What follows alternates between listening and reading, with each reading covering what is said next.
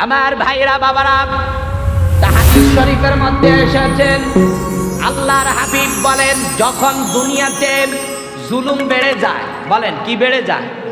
জুলুম। আল্লাহর হাবিব বলেন আল্লাহ তাআলা কিছু সময়ের জন্য ওই জাতির, ওই এলাকার, ওই গোত্রের, ওই দেশের লালন পালনের ব্যবস্থা বন্ধ করে দেন, তাদের রিজিক বন্ধ করে দেন। বিশ্বনবীর হাদিসের মধ্যে এসেছেন এই রিজিক বন্ধ করার কারণে জালেম যেরকম ক্ষতিগ্রস্ত হয়, যেই ব্যক্তি জুলুম করলো ওই জালেমের যেরকম ক্ষতিগ্রস্ত হয়। বিশ্বনবী বলেন অন্যান্য মানুষ যে জুলুম করে নাই, ধরেন জুলুম করেছে 10 জন, বাকি 10 জন ভালো, তারপরও আল্লাহর হাবিব বলেন এই 10 জনের জুলুমের কারণে বাকি 100 জন জুলুমের কারণে বিপদের মধ্যে পতিত হয়, বিপদের মধ্যে পড়ে। এমনকি একেবারে নিষ্পাপ কোনো গুনাহ নাই, তাদের কোনো হিসাবও নাই। পানি, হাইওয়ান জানোয়ার, তাদের কোনো হিসাব নাই। হাইওয়ান জানোয়ারের কোনো হিসাব আছে? কথা বলেন আছে? হিসাব কার কার বলেন? আমার আর জিন জাতি, বলেন আমার আর কি? জিন জাতি। কোনো হিসাব নাই, কিছু নাই।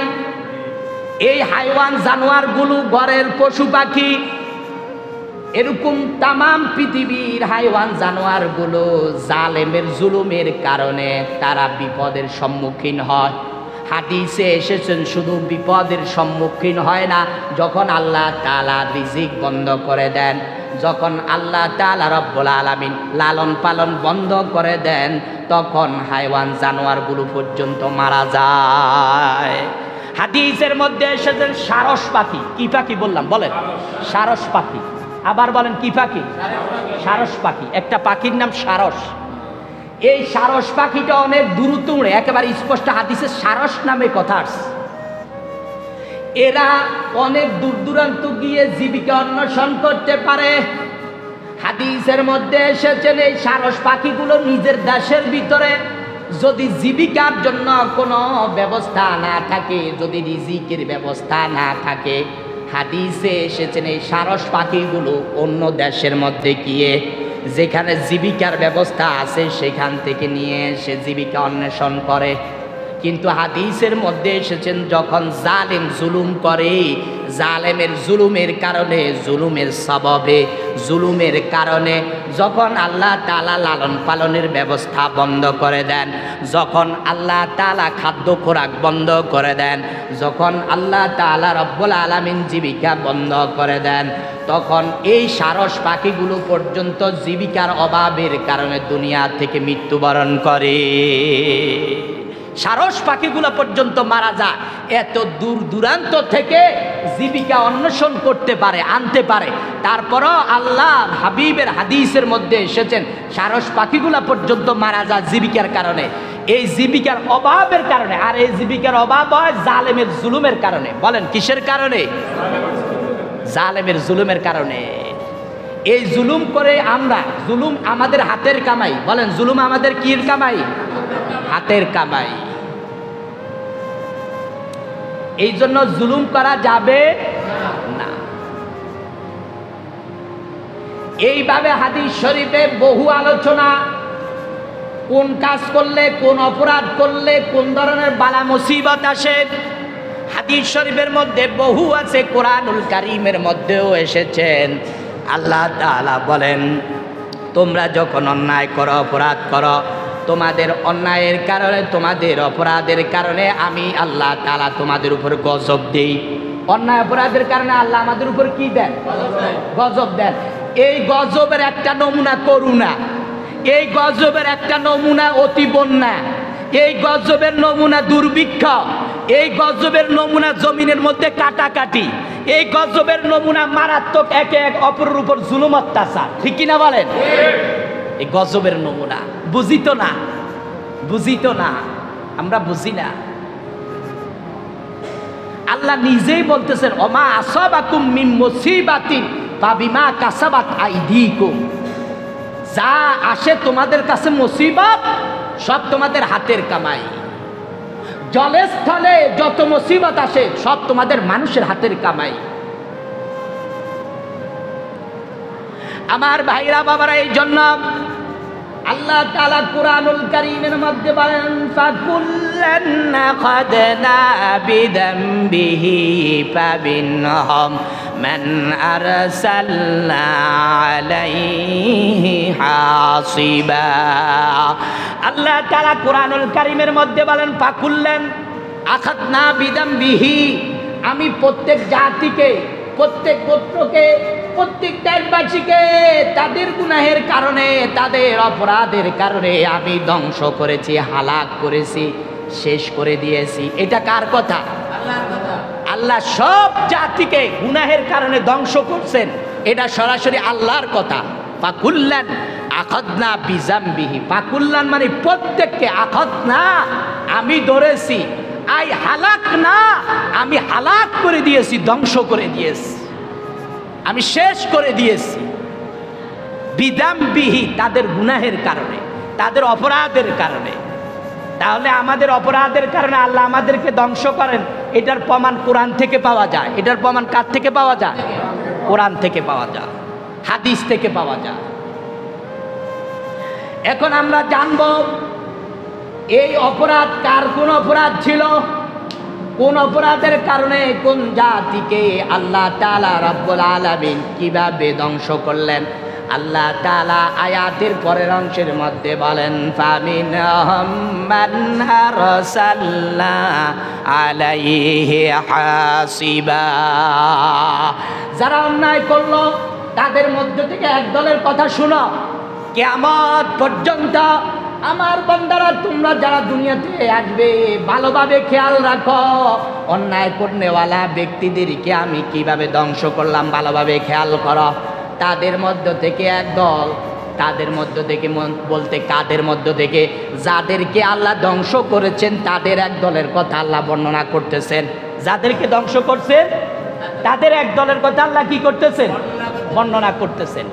একদল হলো, এদের কথা তাফসীরে ইবনে কাসিরের মধ্যে এসেছেন, এরা হলো আদ জাতি। কি জাতি বলেন?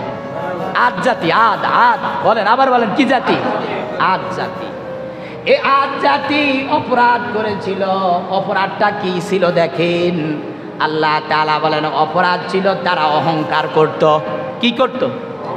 অহংকার। আবার বলেন কি করত? অহংকার আমাদের সমাজে আছে কি না? আছে। অহংকার করা যাবে? অহংকার করা যাবে না। অহংকার করার কারণে বিতাড়িত হয়ে গেল আমাদের ফেরেশতাদের সর্দার। ঠিক কিনা বলেন? ফেরেশতাদের সর্দার সারা জনমের জন্য আর কখনো ফিরতে পারবে না। এত বড় মুআল্লিম ছিল ফেরেশতাদের মুআল্লিম মানে শিক্ষক। ফেরেশতাদের কি? শিক্ষক। সাধারণ কিছু না, আমার আপনার মতো সলিমউদ্দিন কলিমউদ্দিন না, ফেরেশতাদের শিক্ষক। আল্লাহু আকবার। ফেরেশতাদের শিক্ষক। এই ফেরেশতাদের শিক্ষক আবার কিরকম ছিল জানেন? ফেরেশতাদের শিক্ষক আবেদ ছিলেন, ইবাদতকারী ছিলেন। ইবাদতকারী আমনের আর মতন নেই। ওমা কথা কর না, আমনের আর মতন নেই। কত বড় ইবাদতকার! আল্লাহু আকবার। তার ইবাদতে আল্লাহ এক একটা স্তরে এত হাজার বছর ইবাদত করছেন। এর কারণে আল্লাহ তার উপাধি দিয়েছেন, তার লকব দিয়েছেন এই ফেরেশতাদের সর্দার। এ হলো আবিদ, যাকে ইবাদত করনেওয়ালা বলা হয়। সাধারণ মানুষকে আবেদ বলা হয় না। সাধারণ ইবাদত করনেওয়ালাকে যে বড় ইবাদত করে এটা বলা হয় না। এরপরে এরকম করতে করতে করতে কত নেক আমল, তার সেজদা কোথায়ও বাকি ছিল না, জমিনের সব জায়গায় পড়েছে। আপনি কত জায়গায় সেজদা দিয়েছেন? আপনি আর আমি কত জায়গায় সেজদা দিচ্ছি? এত বড় ইবাদত গুজার ছিল ফেরেশতাদের সর্দার। এখন যিনি মরদুদ, যে যাকে আমরা শয়তান বলি, যাকে আমরা কি বলি? শয়তান। তাহলে খেয়াল করে, এই মরদুদ, এই শয়তান এত বড় হওয়া সত্ত্বেও বলেন চিরতরের জন্য জাহান্নামী হলো। এক কথায় বলেন তার অপরাধ ছিল সে অহংকারী। সে কি ছিল? আবার বলেন সে কি ছিল? অহংকারী। অহংকার করা যাবে না। বলেন অহংকার করা যাবে? পড়া আছে, এলেম আছে, অহংকার করা যাবে? এরকম টাকা পয়সা আছে, অহংকার করা যাবে? সৌন্দর্য অহংকার করা যাবে? কোনো কিছুর কারণে অহংকার করা যাবে না। অহংকার আল্লাহর কাছে ঘৃণিত। অহংকার এত ঘৃণিত, বিশ্বনবী হাদিস শরীফের মধ্যে বলেন, অহংকার যেই ব্যক্তি করলো আল্লাহ তাআলা বলতেছেন কিয়ামতের দিন আলকাইতুহু ফিন্নার, আমি আল্লাহ তাকে লাথি মেরে জাহান্নামে পাঠিয়ে দিব। নাউজুবিল্লাহ, আমি তাকে জাহান্নামে পাঠিয়ে দিব। বলেন, আমরা অহংকার করব না, অহংকার করব না। তো এই আদ জাতিদের অভ্যাস ছিল, তারা অহংকার করত। এদের দেহ বড় ছিল, শক্তিশালী ছিল, বিশাল বড় বড় পাথরকে হাতে উঠাইয়া এগুলা দিয়ে দালান কোঠা করত। এরকম বড় বড় পাথর যেটা 10-20 জন 100 জনও উঠাইতে পারতেন না। তাহলে তারা কত দেহর অধিকারী ছিল। এদের শরীর ছিল অনেক বড়, খাম্বার মতো মতো এদের একটা পা ছিল, বিশাল বড় দেহের অধিকারী ছিল। কে? আদ জাতি। বলেন, কি জাতি? আদ জাতি। এরা অহংকার যখন করলো, আল্লাহ বলেন খাড়া, একটু অপেক্ষা কর, অন্যায় করছ, মারাত্মক অপরাধ করছ, অহংকার কেন করলি? আল্লাহ বলেন ফামিনহুম মান আরসালনা আলাইহি হাসিবা, আমি আল্লাহ তাদের উপরে অহংকার করার কারণে পাথরি তুফান দিলাম। কি তুফান? বলেন, পাথরি তুফান। আপনারা কথা বলতে চান না? কি তুফান? বলেন, পাথরি তুফান। এমনি সাধারণ তুফান হইলে পর্যন্ত আমরা বাঁচতে পারি না, যেই তুফানের লগে এত বড় বড় পাথর আছে, কোন তো কেউ বাঁচার উপায় আসেনি? বাঁচার উপায় আছে? পাথর আসি যদি গাথ মানে হলে কোনো বাঁচার উপায় আছে না। এই পাথরি তুফান দিয়ে মেসমার করে দিল, শেষ করে দিল। অপরাধ ছিল, অহংকার করত। এরপরে আল্লাহ তাআলা রব্বুল আলামিন আরেকটা দলের কথা বলতেছেন, তাদের অপরাধ ছিল, তাদের অপরাধের কারণে আল্লাহ তাআলা তাদেরকে ধ্বংস করে দিলেন। এরা ছিল সামুদ জাতি। এরা ছিল সামুদ জাতি। হযরতে সালেহ আলাইহিস সালাতু ওয়াস সালাম, হযরতে সালেহ আলাইহিস সালাতু ওয়াস সালামের কাছে এই সামুদ জাতিরা আসিয়া বলতেছে, তোমার উপর ঈমান আনবো, তুমি যে ঈমানের দাওয়াত দাও, তোমার কথা মানবো, যদি পাহাড় থেকে উটনি বের করে আমাদের সামনে উপস্থিত করতে পারো। এই পাহাড় যে দেখা যায় বিশাল বড় পাহাড়, পাহাড় থেকে উট বের করে আনবা। পাহাড় থেকে কি বের করে আনবা? উট। তোমার কথা বলতে, পাহাড় থেকে কি? আপনারা কি আমার কথা শুনেন না? পাহাড় থেকে কি বার করিবা? উট। উট পাহাড় থেকে উট বাড়াইব নি? আপনারা 100 কোটি জন যায় দা আইকন এই পাহাড় উট বার করি দে, বাড়াইব নি? এটা সাধারণ কথা না, অনেক বিশাল বড় কথা। আপনারা আর আমার মতো সলিমুদ্দিন কলিমুদ্দিন আইতো না, এটা নবীদের মুআজ্জিজা ছিল। নবীদের কি ছিল বলেন? মুআজ্জিজা। তুমি যদি এই পাহাড় থেকে উট বের করে এনে দিতে পারো, এই পাহাড় থেকে যদি উট বের হয়ে আসে আমাদের সামনে এসে ঘাস খায়, এই পাহাড় থেকে উট বের হয়ে আসবে, ঘাস খাবে, আমাদের সামনে চলাচল করবে, তাহলে তোমার উপর আমরা ঈমান আনব। আল্লাহ নবী হযরত সালেহ আলাইহিস সালাতু ওয়াস সালাম আল্লাহর কাছে দোয়া করলেন, আল্লাহ রাব্বুল আলামিন পাহাড় থেকে উট বের করে দিলেন। পাহাড় থেকে উট বের হয়ে আসে, তাদের সামনে তাদের উটগুলার সাথে খাওয়া শুরু করে দিল, খাদ্য খোরাক গ্রহণ করা শুরু করে দিল। এরা যখন এটা দেখলো, দেখার পরে বলল, আমরা তোমার উপর ঈমান আনবো না, তুমি যদি কোনো কথা বলো তোমাকে এবং তোমার সাথে যারা আছে সব মুমিনদেরকে আমরা হত্যা করে ফেলব। নাফরমানি করছে। কত বড় নাফরমানি! যেই নাফরমানির সীমা নাই, নবীকে হত্যা করবে। নবীকে কি করবে বলেন? নবীকে হত্যা করা এটা সাধারণ ব্যাপার না, অনেক বড় মারাত্মক, অনেক বড় মারাত্মক। আমরা শুধু নবী কিল্লাই, সাধারণত মুমিন মুসলমানকে বিনা অপরাধে মান কতালা মুমিনান মুতাআম্মিদান ফাজাযাউহু জাহান্নাম, যেই ব্যক্তি কোনো মুমিন মুসলমানকে বিনা অপরাধে হত্যা করে, আল্লাহ বলেন এই জায়গা হলো জাহান্নাম। এর জায়গা কোথায়? জাহান্নাম। মুমিনকে হত্যা, এটা ছিল এই ইহুদিদের স্বভাব। অমুসলিমদের স্বভাব, এরা বহু নবী রসুলকে হত্যা। এই যে বনি ইসরাইল, এই যে ইসরাইল এক জালিম, আছে কিনা বলেন? কুত্তা, হায়ওয়ান, জানোয়ার থেকেও নিকৃষ্ট, ঠিক কিনা বলেন? জানোয়ারও এরকম হয় না। ফিলিস্তিনের মুসলমানদেরকে গুলি করে করে, ফিলিস্তিনের এই মুসলমানদেরকে এরকম ভাবে পাখির মতো শেষ করে দিচ্ছে। আসবে তোমাদের তামসা আর বেশি দিন দেরি নাই। কোরআন হাদিসের ভাষা অনুযায়ী, আমি কয়েকদিন আগে একটা হাদিসে দেখলাম আল্লাহর রসুল বলেছেন যে মুসলমানদের সাথে ইহুদিদের যুদ্ধ, এই ইহুদি এগুলো বড় নিকৃষ্ট জাত, এই ইহুদিদের সাথে মুসলমানদের যুদ্ধ হবে। কার সাথে যুদ্ধ হবে? মুসলমানদের যুদ্ধ হবে। বিশ্বনবী বলেন যখন মুসলমানদের সাথে যুদ্ধ হবে, শেষ মুসলমানদের জয়ী হবে, মুসলমানরা ইহুদিদেরকে হত্যা করবে।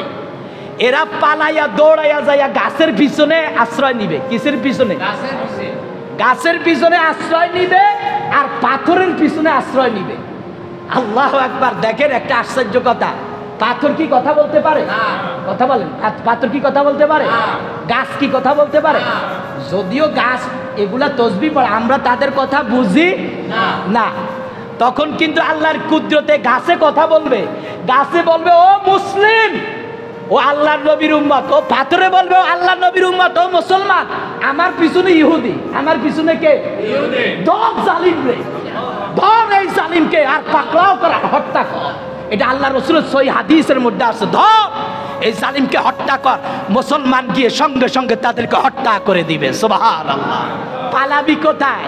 জায়গা থাকবে না, মুন্ডুরের গর্ত থাকবে না পালানোর জন্য, ঠিক কিনা বলেন? এই জন্য যারা জালিম, ব্যভিচার, ইহুদি খ্রিস্টানের মতো যারা অন্যায় অবিচার করে, মনে রাখবেন এরা একদিন আসবে, পালানোর কোনো জায়গা পাবে না, ঠিক কিনা বলেন? এরা যা পালানোর জায়গা পাবে না। পালাবি কোথায়? কোথায় পালাবি? পালানোর জায়গা থাকবে না। শুধু হাদিসে আছে একটা গাছ, এটা ইহুদিদের গাছ, এই গাছটা শুধু এদের কথা বলবে না। আছে না স্বজন প্রীতি, আত্মীয় প্রীতি, বন্ধুকরণ, বান্ধবকরণ, এরকম আছে কিনা বলেন? এ গাছিজ্ঞাও বন্ধুকরণ করব। গাছিজ্ঞা কিন্তু এই দিন কইতো না, গাছিজ্ঞা কইতো না, ইহুদিদের পিছনে খাড়াই রয়েছে আর সবাই কই দিব। এটা স্পষ্ট হাদিসের কথা। আল্লাহু আকবার। আমার ভাইয়েরা, বাবারা, খেয়াল করেন, এরকম অন্যায়, অবিচার, জুলুম, নির্যাতন, এরকম ভাবে তারা নবীদেরকে, কোরআনুল কারীমের বহু আয়াত আছে, তারা বেগাইরি হাক্কিন, এরকম বহু আয়াতে আছে, তারা বনি ইসরাইলরা, এই ইহুদির গোষ্ঠী, এই জালিমের বাচ্চা, এই কাফেরের বাচ্চাগুলা, এগুলা নবীদেরকে হত্যা করে দিত। নবীরা যখন দ্বীনের দাওয়াত নিয়ে আসতো, আমাদের সমাজেও দেখবেন ভালো কথা যারা বলে, দ্বীনের কথা যারা বলে, তাদের কথা অনেকে শুনতে চায় না। এরকম ইহুদি মার্কা, এদের গায়ের ভিতরে আগুন জ্বলে ওঠে, ঠিক কিনা বলেন? এরা শুনতে চায় না। এই জালিম, এই জালিমরা আজ বেড়াচ্ছে। আরেকটা গবেষণা দেখা গিয়েছে, আমি এই দিনও একটা হাদিসের মধ্যে দেখেছি, আর কয়েক বছর ইহুদিদের ৭৫ বছর উদযাপন করা হয়েছে রাষ্ট্রের। এদের বেশি একটা দিন থাকতে পারে না, ৮০ কি ১০০ বছর। এই আলোকে বিশেষজ্ঞদের মতামত হলো এরা আর বেশি দিন টিকবে না, এখন পাগল হয়ে গেছে। এখন এই জন্য ইরানের সাথে লাগে, ফিলিস্তিনদেরকে মারি পালা, ওইটা করে সেটা করে, ঠিক কিনা বলেন? আসতেছে চাঁদুরা, একটু অপেক্ষা করো, আসতেছে তোমাদের ইনশাল্লাহ জয় কিন্তু মুসলমানদের হবে, ইনশাল্লাহ, ঠিক কিনা বলেন?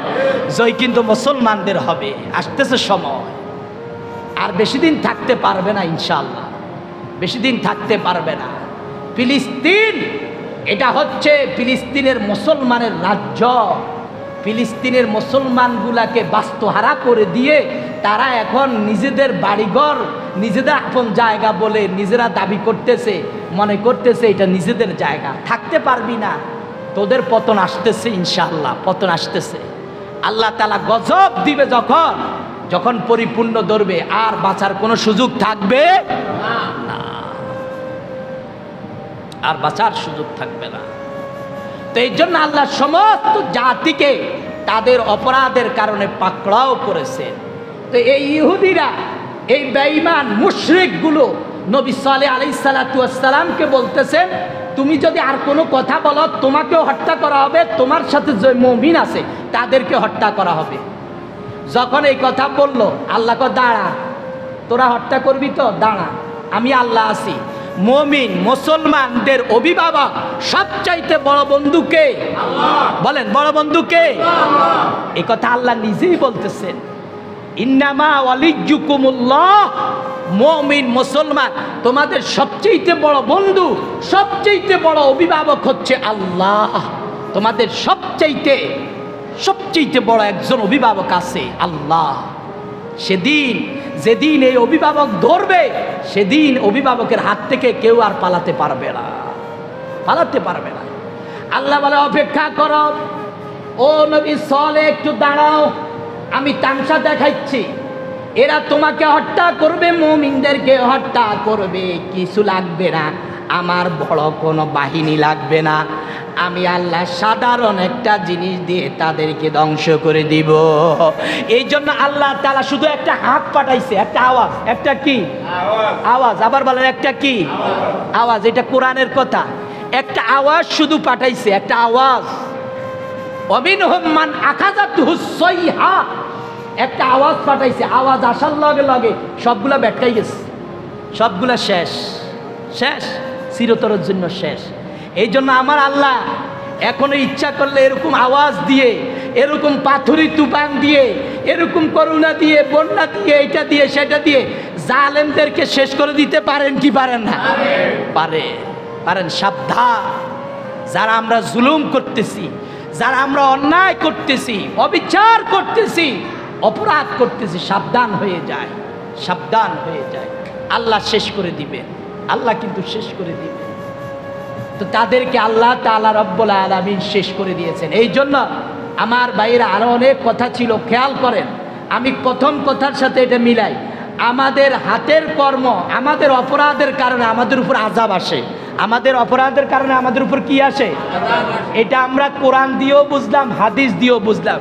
এই যে করুণা আবার এখন বাংলাদেশে আসতেছে কিনা বলেন? আসতেছে। এর আমাদের সাতক্ষীরের একজনও বেলে কিছু কয়েকদিন আগে মারা গেছে, তাহলে তো চলে এসেছে একেবারে কাছে। আরও বেশি করে নাফরমানি করেন, বেশি করে নামাজ নাই, রোজা নাই, দিনদারিয়ত নাই, সত্যতা নাই, আমানতদারি নাই, খেয়ানতে ভরপুর, জালিম জুলুম করতে জুলুমের সীমা পার হয়ে যখন যায়, আল্লাহ তখন গজব দিয়ে দেয়। আল্লাহ তখন কি দিয়ে দেয়? এরপরও আমরা ঠিক হই না। আমাদের এক একজনের এক এক দিকে জুলুম অত্যাচার শুধু করতেছি, অন্যায় করতেছি, অপরাধ করতেছি, কিছুই মনে করি না, কিছুই মনে করি না। আল্লাহ তাআলা আযাব দিবে, গজব যখন দিবে ভাই, ইন্না বাদশা রব্বিকা লাশাদীদ, আল্লাহর আযাব গজব যখন চলে আসবে, কেউ আর রক্ষা পাওয়ার অবস্থা থাকবে না। এই জন্য আমি আপনাদেরকে বলবো, সচেতন হন, নামাজগুলো যথাযথ আদায় করুন, ঠিকমতো আল্লাহর হুকুম পালন করুন। ব্যবসা বাণিজ্য যারা করেন, সুন্দর ব্যবসা বাণিজ্য করেন, জুলুম অত্যাচার করিয়েন না, অন্যায় করিয়েন না, জিনা ব্যভিচার করিয়েন না, অশ্লীল বেহায়াপনা দেখিয়েন না, মারাত্মক কোনো কাজ করিয়েন না, না হলে আল্লাহর গজব আইতে আছে। অপেক্ষা করেন, আল্লাহর গজব আসতেছে, আল্লাহর গজব আবার আসতেছে, আরো মারাত্মকভাবে আসতেছে। করোনা এত মারাত্মক, খবরে দেখেছি, করোনা এত মারাত্মক, আগের থেকে এত মারাত্মক হয়ে আসতেছে, 5 গুণ বেশি, ডবল হয়ে আসতেছে, 5 গুণ বেশি, আরো মারাত্মক হয়ে আসতেছে। আল্লাহ আমাদেরকে বুঝার তৌফিক দান করেন বলি আমি। বুঝতেছি না, সারাদিন পাগলের মতো ঘুরি। একটু দোয়া করেন, নামাজের পরে বসে একটু দোয়া করেন, মসজিদে একটু বেশি আসেন, একটু আল্লাহর কাছে দোয়া করেন, ক্ষমা চান। হযরত মুসা আলাইহিস সালাতু ওয়াস সালামকে তো আর তার উম্মতরা জিজ্ঞেস করলেন, এখন নবী মুসা, যদি আল্লাহর গজব আযাব শুরু হয়ে যায়, বাঁচবে কে? কয় বাঁচবে ওই লোক যেই লোকেরা যাইয়া আল্লাহর পা চাবি ধরতে হইব। আল্লাহর কি চাবি ধরতে হইব? পা চাবি ধরতে হইব। কয় আল্লাহর পা চাবি ধরব কেমনে? কয় আল্লাহর পা চাবি ধরার মানি হইল বেশি যে আল্লাহর হুকুম পালন শুরু করে দিবে, মসজিদে যাইবে, ইবাদত বন্দি করবে, নামাজ পড়বে, দিন ইসলাম মোতাবেক চলবে, তখন আল্লাহর গুসা থেমে যাবে, আল্লাহ আযাব গজব দূর করে দিবেন। সুবহানাল্লাহ, আযাব গজব দূর করে দিবেন। আসেনি পাগলের মতো, বেশিরভাগ মানুষ পাগলের মতো সারাদিন ঘুরে, নাই, আল্লাহ নাই, রসুল নাই, দিনদারিয়ত নাই, আমানতদারি নাই, বিশ্বাস নাই, কিচ্ছু নাই, অনেক কিছুই নাই, অনেক কিছু নাই, জুলুম অত্যাচার নির্যাতন নিপীড়ন ছাড়া কিছু নাই, ভালো কোনো অবস্থা নাই। আমি আপনি যে মুসলমান এটা অনেক সময় বোঝা যায় না আমাদের কর্মের কারণে। মুসলমান, আমরা মুসলমান, আমাদের মুসলমানিত্ব বোঝা যায় না। যাই হোক, অনেক কথা ছিল, অনেক কথা আর বলতে পারলাম না। যে কতটুকু বলেছি আল্লাহ আমাকে আপনাদের সবাইকে এই অনুযায়ী বুঝার আমল করার তৌফিক দান করেন বলি আমিন। আমরা সকলে সবসময় লক্ষ্য রাখি, সব সময় খেয়াল রাখি যে আমার হাতের কামাইয়ের কারণে আমি যেন কিয়ামতের দিন আল্লাহ আমাকে পাকড়াও না করে। আল্লাহ আসুন, আল্লাহ আমাকে আপনাদের সবাইকে কথাগুলো